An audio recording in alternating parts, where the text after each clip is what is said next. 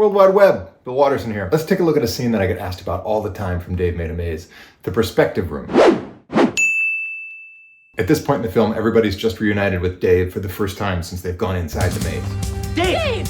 Hey, follow me. That it isn't the win they thought it might be. Shit! Remind me to tell you what's so awesome about the score in that moment. Oh, I should do one about the score. Annie takes charge because she's awesome. Go! Go! And we end up in the perspective room.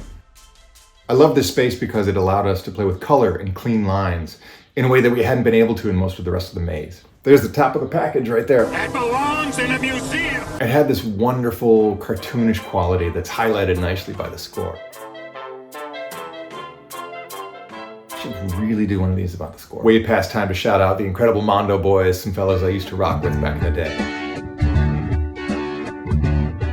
We had originally talked about this being an Ames room, but the budget didn't allow for that kind of ambition. But we knew we wanted to play with perception and perspective, not just to get weird, but because it was a major theme of the movie. Something can be deadly or harmless. It can be toxic or magic, depending on your perception, your attitude, your mood, your mindset. You changed my mind. So obviously we call it the perspective room because of the forced perspective gags, but it has a double meaning. Narratively, it's really about your own personal perspective on a situation. You can even see each character experiencing the room from their own perspective to one degree or another. Scott Narver's cameraman thinks The Surprise of the Giant Cup is a total score. This sequence was very heavily influenced by Richard Wiseman's Assumptions. It's a great video. We had other gags planned that fell away because of budget and time. By the time we pared everything away to what we could do with the time we had, the final product was much closer to Richard's work than intended. So we reached out to him, acknowledged it, and made sure he was compensated and credited. The bulk of the scene is a one-air locked off camera with some careful blocking. We have this additional gag of the camera crew sticking their heads out the door and popping up in the window, making sure we block the actors so that they don't cross the plane. And we also have that door to nowhere that Gordon walks into.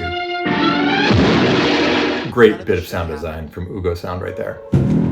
We actually ended up digitally amplifying that gag to sell it, give it that sense of a little bit more depth. It didn't quite pop in camera as it was. We wanted to sweeten that a little bit. There are a couple other instances of using digital effects to clean up corners and edges to make sure everything played really cleanly. To pull this off, you need a deep depth of field and a lot of light. It's some Greg Tolan, Citizen Kane stuff. All right, maybe I compared Dave Made a Maze to Citizen Kane. You can't stop me. But you probably want a little more technical detail than that about how this was achieved. So let me kick this over to our very own A Cinematographer. Hi. Great friend of mine. I don't know that guy. The amazing DP. Does this help you?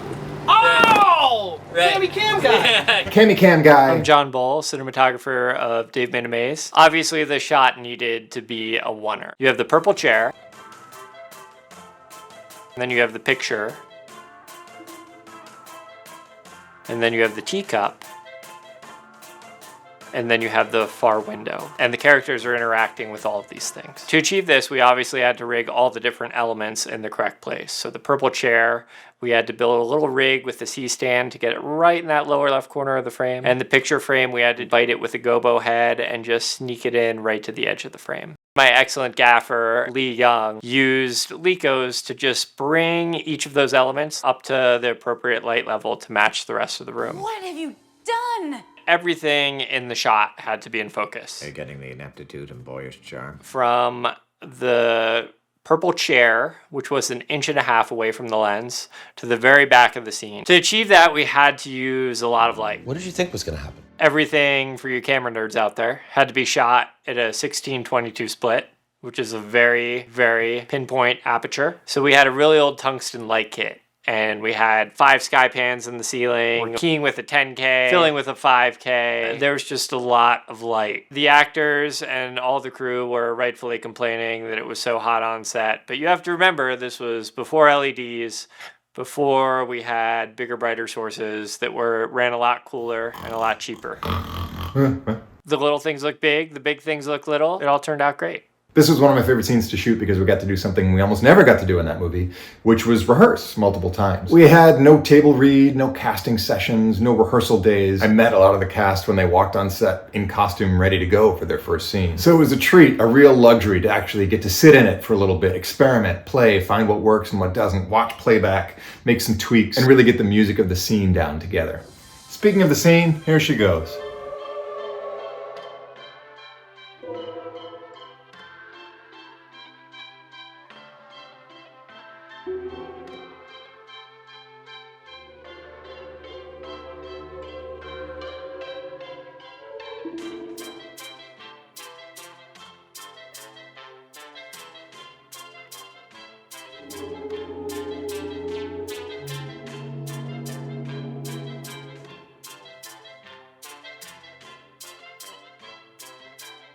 What are you guys doing in here? What have you done?